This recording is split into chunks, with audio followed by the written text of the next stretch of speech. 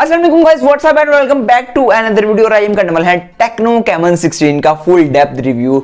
लेकिन इस वीडियो में ना सिर्फ इसका रिव्यू होने वाला है बल्कि इसका कैमरा टेस्ट भी होने वाला है और आप लोगों के लिए एक सरप्राइज है। ये जो आप बैग देख रहे हैं जो मैंने पहना हुआ है, ये जस्ट मेरा नहीं है बल्कि ये आप लोगों में से किसी एक है, किसी एक व्यूअर का जो ये वीडियो देख रहा है। बेसिकली गिव अवे होने वाला, जैसे कि आपने टाइटल थंबनेल में पढ़ लिया होगा कि गिव अवे है। ये गिव अवे टेक्नो का बैग है जो कि आप में से किसी एक को मिल सकता है। वो कैसे मिलेगा वो भी मैं नेक्स्ट चल के बताऊंगा। उसके अलावा कंप्लीट डेप्थ रिव्यू होगा, A to Z कंप्लीट मैं आपको समझा दूंगा। अगर आपका बजट 30 से 40 हज़ार के आसपास है, अब कह सकते हैं एस्टिमेट 35 हज़ार के आसपास अगर आपका बजट है, तो ये वीडियो आपके लिए बहुत इंपॉर्टेंट हो सकती है, क्योंकि यहाँ पर कैमरा सैंपल्स भी मैं आपको दिखाऊंगा, मैं कुछ गेमिंग का रिव्यू भी आपको प्रोवाइड कर दूंगा। मैंने पबजी टेस्ट भी अपलोड कर दिया इसका, लेकिन फिर भी इसका मैं आपको टच दे दूंगा गेमिंग यहाँ पर कैसे निकल के आती है। उसके अलावा आप एक चीज नोटिस कर रहे होंगे कि इस डिवाइस का जो रिव्यू है वो आई थिंक सबसे लेट अपलोड कर रहा हूँ। उसका मेन रीजन ये है कि इस डिवाइस को मैं अच्छी तरह यूज करना चाहता था। अब इस डिवाइस को मैंने अराउंड 2 वीक तो यूज किया है, तब जाके इस डिवाइस का ये मैं रिव्यू बना रहा हूँ ताकि अच्छी तरह आपको डिटेल से गाइड कर सकूँ। सब ज्यादा टाइम वेस्ट नहीं करते, रिव्यू को स्टार्ट करते हैं। सबसे पहले इस डिवाइस की डिस्प्ले के साथ यहाँ पर आपको प्रोवाइड की गई है 6.9 इंच की फुल HD प्लस की डिस्प्ले आपको प्रोवाइड की गई, मतलब 1080p वाली रेजोल्यूशन प्रोवाइड की गई है। अच्छी बात यह है कि यहाँ पर आपको 90 हर्ट्ज का रिफ्रेश रेट प्रोवाइड किया गया है, HDR10 की सपोर्ट है। और उसके अलावा बात करें normal day to day use में मुझे कोई भी इशू नजर नहीं आया। तो बात करें डिवाइस की ब्राइटनेस की, तो ब्राइटनेस में मुझे किसी किस्म का कोई भी इशू यहाँ पर देखने को नहीं मिला। वैसे बात करें normal day to day use में तो किसी किस्म का कोई भी इशू नहीं है, बहुत तेज ब्राइटनेस है, आपको जरा भी इशू नजर नहीं आने वाला। और उसके अलावा बात करें अंडर सनलाइट की, तो अंडर सनलाइट में मुझे किसी किस्म का कोई भी इशू यहाँ पर देखने को नहीं मिला। आप इजीली स्क्रीन को रीड आउट कर सकते हैं। और यहाँ पर आपको डिस्प्ले वाली साइड से कैमन 16 में किसी किस्म का कोई भी इशू यहाँ पर आपको देखने को नहीं मिलेगा। और उस तरफ बात कर लेते हैं इस डिवाइस के डिजाइन की, तो मैं पर्सनली अपना एक्सपीरियंस शेयर करूं तो इस डिवाइस का डिजाइन मुझे काफी ज्यादा पसंद आया। लेकिन जो मुझे बुरी बात लगी है इस डिवाइस की बिल्ड में वो ये है कि जैसे ही आप यहाँ पर हाथ लगाते हैं तो काफी ज्यादा यहाँ पर स्मजेस आ जाते हैं, यहाँ पर काफी ज्यादा निशान आ जाते हैं जिनको बाद में उतारना भी आपके लिए काफी ज्यादा मुश्किल हो जाता है। तो आपके लिए एक रिकमेंडेशन है, एडवाइस समझ ले मेरी, कि अगर आप इस डिवाइस के साथ जाएं तो यहाँ पर कोई ना कोई केस लाजमी यूज कीजिएगा। अगर आप मेरी तरह विदाउट केस यूज करते हैं तो आपको काफी ज्यादा इशू आने वाला है, क्योंकि यहाँ पर डिजाइन तो काफी ज्यादा प्रीमियम है, स्लिम डिजाइन है, डिजाइन अच्छा है, लेकिन यहाँ पर आपको जो निशान है हाथों के ये काफी ज्यादा देखने को मिल जाएंगे। तो इस बात का अपने जहन में रखना है कि यहाँ पर आपको स्मजी से बचने के लिए, निशाना से बचने के लिए कवर लाजमी यूज करना पड़ेगा। और इस तरफ हम बात कर लेते हैं इस डिवाइस के कैमरा डिपार्टमेंट की, जिसका काफी लोगों को वेट था कि कैमरा डिपार्टमेंट की बारी कब आती है। यहाँ पर सबसे पहले बात करते हैं, यहाँ पर आपको बैक साइड पर क्वाड कैमरा सेटअप प्रोवाइड किया गया है। 48 मेगापिक्सल का आपका मेन सेंसर है।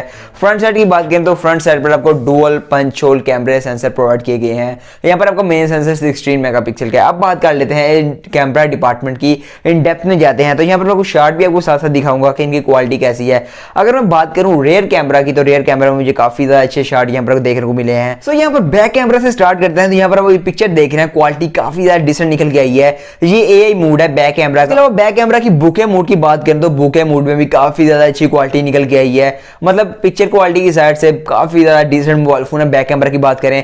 उसके अलावा यहाँ पर बात करें बैक कैमरा के वीडियो मोड की, तो वीडियो मोड भी काफी ज्यादा डिसेंट है। यहाँ पर आप 4K तक वीडियो रिकॉर्ड कर सकते हैं, 960 FPS तक सुपर स्लो में यहाँ पर आप रिकॉर्ड कर सकते हैं। उसके अलावा फ्रंट साइड की बात करें तो फ्रंट साइड पे भी क्वालिटी काफी ज्यादा डिसेंट निकल के आई है। फ्रंट साइड की बात करें, यहाँ पर मैं आपको पिक्चर दिखाता हूँ। यहाँ पर पिक्चर AI मोड की सिंपल डिफॉल्ट कैमरा से जो ली गई है उसकी भी क्वालिटी काफी ज्यादा अच्छी निकल के आई है, और यहाँ पर डिटेल भी काफी ज्यादा आपको देखने को मिल जाएगी। यहाँ पर फ्रंट साइड की सेल्फी मोड में बुके इफेक्ट की बात करें तो बुके पिक्चर भी काफी ज्यादा इंटरेस्टिंग निकल के आई है।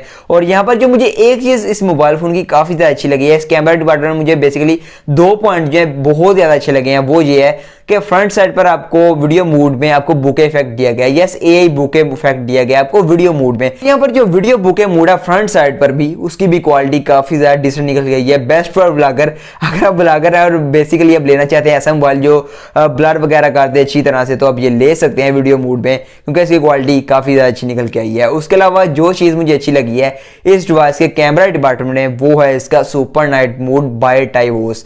टाइवोस से बेसिकली इसका सुपर मोड ऑपरेट हो रहा है और इसकी क्वालिटी जो है काफी ज्यादा अच्छी निकल के आई है।